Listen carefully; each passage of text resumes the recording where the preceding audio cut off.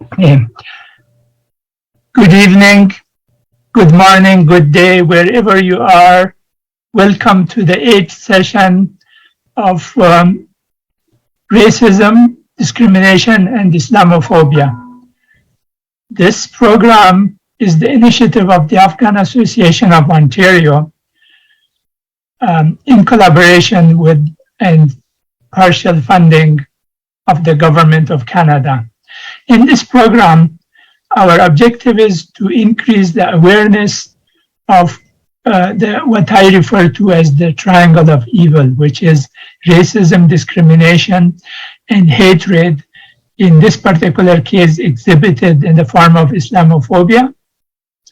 And we want to somehow make the people aware of it in Ontario and somehow combat it. In this program, we invite people with expertise and experience who want to share their expertise or stories with the community.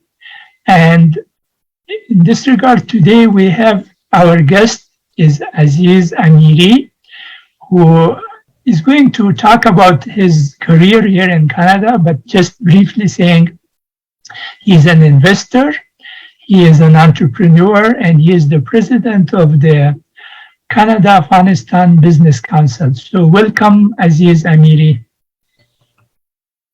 Thank you very much, John. Thank you for the opportunity, and very glad to be here. Well, thank you. Can you move a little bit closer to the mic? Okay. Yeah, I think that's much better. Okay. So let's start the program right away. What I would like you to do is just briefly talk about yourself as an investor, as an entrepreneur, but moreover as a community activist, since I didn't mention in the beginning, but you are also a community activist. Yeah. So in this capacity, can you talk a little bit about yourself? Mm-hmm. As you introduced, my name is Aziz Amiri. I'm an entrepreneur, an investor, a real estate broker, president of Canada Afghanistan Business Council, and proud to be a community servant. I'm trying to help the community as much as I can, and also help the businesses and ventures that I'm involved with. And I came to Canada 37 years ago, and I have 2 kids. Alhamdulillah, they've grown up with a big family, the rest of the families. And as I see the whole community as a big family here. Yeah, well, thank you very much. I just could say that we have a few things in common. I came here also 37 years ago, and I also have 2 kids grown up. So at least there are some commonalities, and obviously we both come from Afghanistan, which is a big common background. Well, I really appreciate your time, because you are a busy person, you have multiple businesses, and you are involved in so many activities. So your time is very precious, and I really appreciate that you are here. And I would like to ask the viewers whether they are viewing it live or they are going to watch the replays, to make sure that you share this on your social media platform, so that other people also can benefit from the gems and the nuggets that we get from Mr. Amiri in this regard. By the way, viewers and also Mr. Amiri, when I look here, I have a second screen, and I have here, it's shared on certain platforms, so I see if any comments come, so I become aware of it. Also, I would like the viewers to make some comments and participate, be engaged in this discussion. This is a very, very important and critical discussion that the Afghan Association has taken upon itself to start this initiative and to make the mainstream Canadians, as well as the immigrant communities, I become aware of this situation that exists. It's not just only in Canada, it's worldwide. And it's why I welcome people from outside Canada also to participate and to listen to this program. So, Mr. Amiri, you came to Canada, I would say, a long time ago. Islamophobia wasn't at that time even in the media. They didn't even talk about Islamophobia. Yes, there was anti-Semitism, there was racism, there was discrimination. But when you first came and you started work, tell us a little bit about, did you experience any kind of discrimination because you were an immigrant? Did you feel any kind of racism? And how did you react to it? To be honest, I always say, even within the very narrative of a family, sometimes there are kids that are more favored by parents, or there's siblings that are more favored to each other. I think that this favoritism or like or dislike is very nature of us. So that in a bigger prospect in Canada, I truly believe that we are lucky that we do not see as much racism and discrimination as many other countries see. When I came first, at that time there weren't many Muslims around, and of course there wasn't the issue of September 11 and so on. I remember that one of my job was working in a kitchen. As we all know, restaurant, the very first jobs that we get. And me and a couple of my friends were praying at the change room. And one day, one of the fellow came and said that I have no idea why these guys are going to the change room and hitting their head on the ground. Is there something wrong? At that time, they had no idea what Islam is, what Muslims are, and what are the praying and all these. So starting from that time, there wasn't many Muslims to start with, but we all know that at that time anti-Semitism was very predominant, and gradually, especially after September 11, we see it. But before, when I started working, I did not see much at that time. Yeah.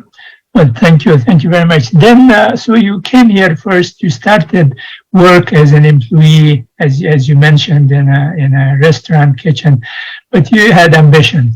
People say, North America is the country where people realize their dreams. So you started business. You became a business owner. You started your own business, and tell us how did the situation affect you? Like when you started business, did you feel that there was some kind of favoritism feeling or nepotism or whatever people they favor those who are like them, kind of an idea? Did it have any kind of stumbling blocks for you to be successful in business? Going back to saying that we are very lucky to be here in Canada, and Canada is the land of opportunity, as you were saying, North America. We have a lot of business opportunities here, and yes, as an entrepreneur in spirit, and my dad was an entrepreneur. I guess it's in the blood. I got it, so I did secure a couple of jobs in that, and also in RBC. I was working just for a few months, and after that I started my own businesses, and ever since I own one, two, or many businesses. To be honest, as I said earlier, there are favoritism here and there, and it's a fact of life to some extent. But that is not a stumbling block for business to grow, to establish and grow in this country. There might be some challenges here and there, but if you focus more on the business to be a result-oriented business and you deliver value, even if there are some people that they will have the habit of favoritism or nepotism or even discrimination. After a while, they learn to sort of give up and work with you. And it's not that it doesn't exist right now. I'm experiencing it with one of my tenants. And just last week, one of the other tenants told me that this guy is calling you names. And I say that if you stand with me on the court, I want to teach this fellow a lesson that calling names and dealing, saying these things has no place in our society in this beautiful country. And we have to teach him a lesson, and I'm committed to take this matter to the court. It would be my first time that I would do this, because I know what he's saying is wrong, and if I stop and don't worry about it or not take action, this will only going to get worse, and someone else will be affected, someone who may not have the means, the knowledge, the expertise, the experience, and the courage to stand up. So this is a coming challenge for me now. Well, thank you very much. In this program, earlier I interviewed some people from the law enforcement, and their advice was that one way to fight hatred in the community is that whenever you are exposed to it, when you are experienced, don't endanger yourself, but take as many pictures and documents that you can, and then report it. Because the more it is reported that this thing happens, that it exists, and the more these people are challenged, the government policies will change, and the people will become more aware. And especially if the people who try to fight become good ambassadors for their community. They're successful, they are not, in any way harming the mainstream community. They're contributing to the community, both economically and socially, from artistic point of view, whatever. They're productive citizens of the community. That way, people will realize it much more. So thank you for that experience. And yes, if there is something like that, it should be challenged. And if it is required to be challenged in court, then by all means, it should be done. We are fortunate to have the mechanism through human rights commission in Canada. There are systems, and it's, as you were saying, that this is not only helping the immigrant community, but helping the mainstream as well, because as productive citizens, we have to stand up for what's right. And if that's challenge you timely, mentally, financially, then you should stand up for it, because at the end, only with these challenges, only with going through these things, people, government will make changes. If we don't do it, then those changes will not come, and people will be affected by it for years to come. Yeah, thank you. As a community activist and also as a businessman, you are in contact with many, many people from all walks of life. Now, from your experience, do you hear about this, what I refer to the triangle of evil, racism, discrimination, and Islamophobia from others in the community? How does it affect doing business here? Like if you have been here for 37 years and you have been in a variety of businesses, and as far as I know, you are a very active community member, you are a servant leader, you are a good citizen, if you experience it. So what about other people who are in less fortunate situations?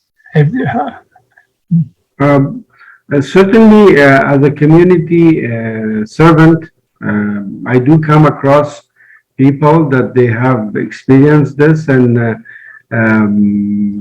again, we are very fortunate that we are in Canada. It may not be as much as it is in many other Western countries, but still that exists. It's a fact, and it's unfortunately, but it's a fact. So I do hear it from the community. I do talk with the community once in a while, and my answer is the same. If they see any unfortunate discrimination, then they have to pursue it. And I have been involved for someone to help her, and she took the landlord to court, and she made some. She was given some compensation, and the landlord had to change their policy. I'm sure for hundreds of other people that will follow her time. So it is part of it. I have been involved in all the aspect of it. I have been involved in some of the people that have experienced in one of the stores of our community in the shops. And because sometime even our people, or as you know, maybe somehow unfamiliar with what they should say and what they shouldn't say in this country.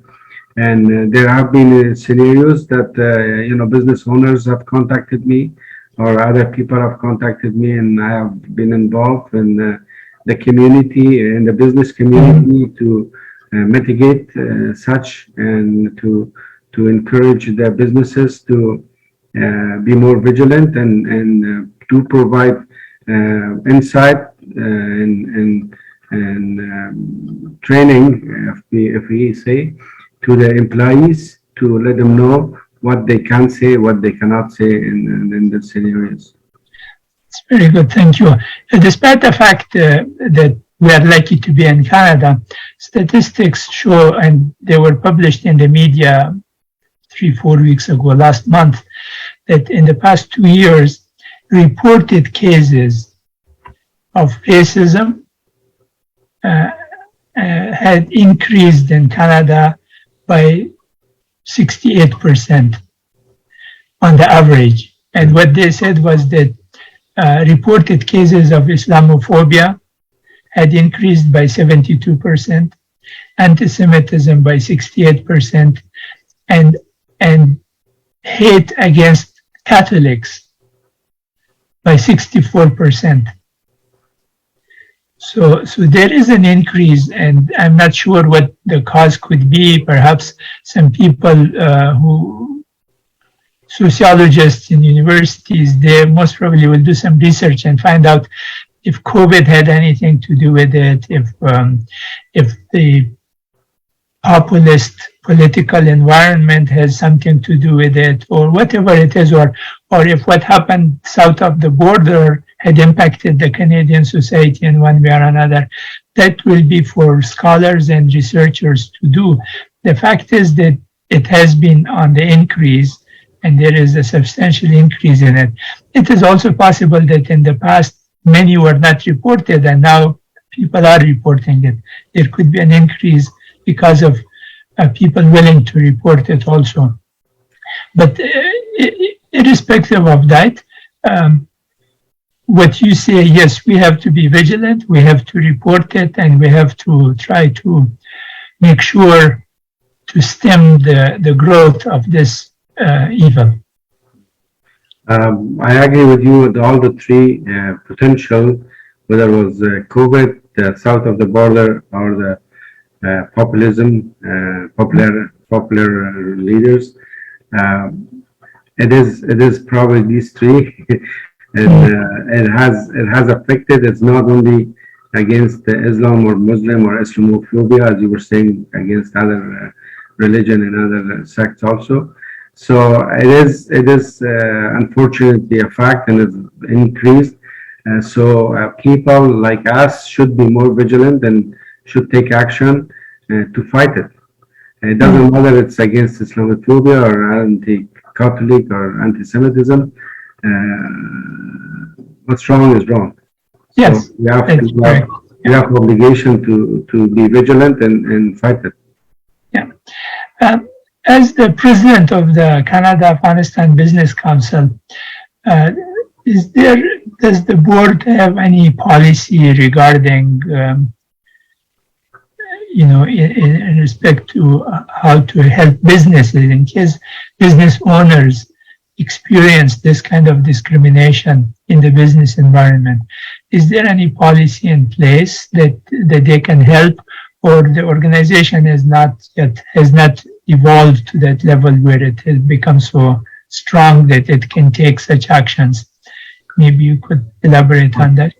Canada-Afghanistan Business Council as the members or a community servant when it comes to business needs or businessman needs, and also when it comes to helping them in any aspect and any respect that they may need help. Fortunately, so far there wasn't any need for such policy. And yes, the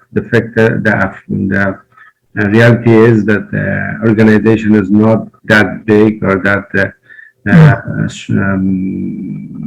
sophisticated to address these, and because the reason could be also that the need hasn't arisen there.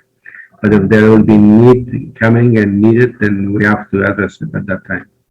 Oh, that's very good. Thank you. What would be your advice to other people, especially women who are in business?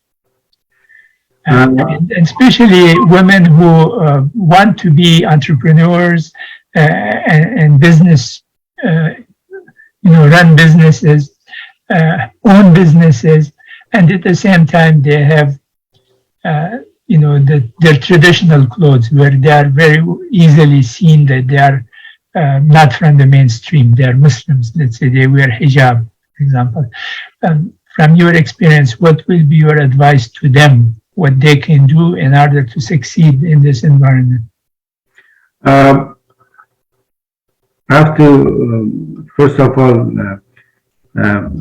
hats off to them because they stand what they believe in, and if that's their choice to wear a hijab, then of course as a Canadian we have to respect that. And but when it comes to running business and having also a job, or a Muslim woman, a job or without the job, they do understand that there might be some elements, whether they're suppliers or their customers, especially because those organizations or ventures are more privately owned and privately controlled. And fortunately, the banks, the bigger insurance companies, and those bigger organizations may not have discrimination, or they may not experience any discrimination from those organizations that help them to grow their businesses. But they do understand, I'm sure, and they might experience some challenges from their suppliers and customers. But again, in business, if you deliver value and you stick with it, value evolves. If you have a product, you deliver it on time, reasonable price and good service, I think that would be unbeatable. There might be some time that they might see some experience of different client or customers, but at the end, if they stick to their quality and their price as well as delivery, which the three main point of any business, and they deliver value, I'm sure that they will evolve and they will be successful. Well, thank you. Thank you very much for these insights that you shared with us and with our viewers. Dear viewers, as you saw, Mr. Amiri shared his insights as a business person, as an entrepreneur, as an investor. There is what referred to in the society as unconscious bias. I think he put it in different words, but the technical word for it is unconscious bias. Once we become aware of whether we are in business or we are employees or we own businesses, then we can prepare for it, prepare for how to face it. One way is that if it becomes detrimental, if it becomes a stumbling block, then what we need is to take action like what Amiri suggested, was to report it to authorities, to catalog it so that the society becomes aware of it, of this situation, and then we can do something about it and eradicate it, eliminate it, reduce it. Whatever action we can do, we can contribute in that regard. The other thing that I wanted to mention was that if it exists in business environment where the drivers are more related to making money, to produce value, to deliver value, to deal with supply chain, with economic drivers. If this kind of bias exists there, then what do you think in other fields in the community? It will be even much more. So thank you, Aziz Amiri, for sharing these insights.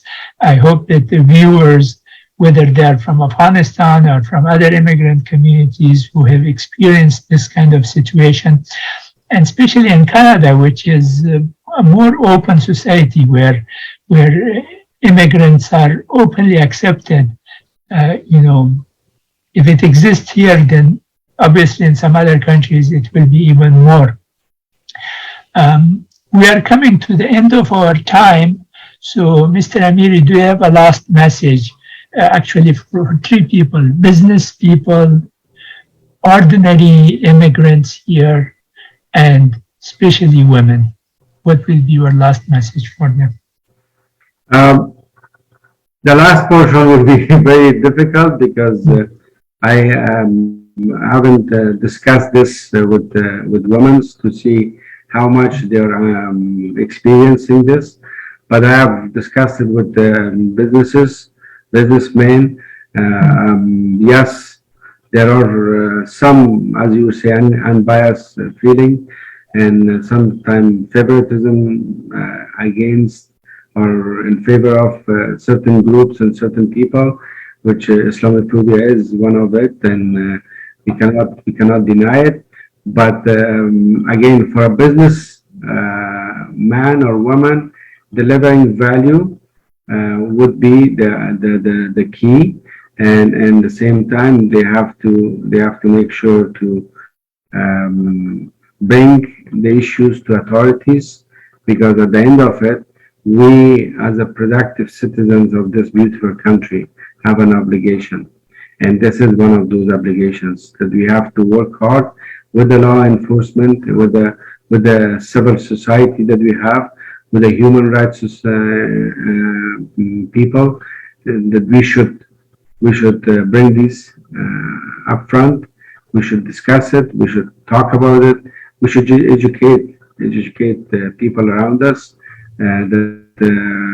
Through all these means, hopefully, us and our generations to come will feel like they are at home, will feel that they are the productive member of this beautiful country, and will participate fully as a full 100% citizen of this land, and contribute as many other generations have, and hopefully they will be part of it as well. I have no specific other than what I said here, but overall, understand that we are in a beautiful country. In anywhere there are challenges, but it's that by no means it's worse than many other countries. So if there is one, if we experience something, there is the mechanism set by the government that we should tackle it. We should talk about it. We should take them to authorities, and if it needs to be taken to court, we should take it to court to make sure that it's dealt with it professionally and officially in the right way. Thank you. Thank you. Before we go, I would like to share, to acknowledge this program is an initiative of the Afghan Association of Ontario, and at the same time, it is done in collaboration with and partial funding by the government of Ontario. And what I would like to do is that until next week, we are going to say goodbye to our viewers. Next week, we will have another individual who will be our guest. His name is Yusuf Badat, Yusuf Badat, and he will be our guest. He is the Imam of one of the Islamic Foundation of Canada. He's going to share his views with us. And otherwise, our time is up. So thank you very much, Mr. Aziz Amiri, for your time, for your insights, and for the things that you shared with me and with our viewers. This program will be, the recording will be posted on YouTube also very soon and becomes available to people all over the world to listen to watch, and to benefit from. So goodbye and thank you. Nice. Thank you. To the Kagabani. Thank you.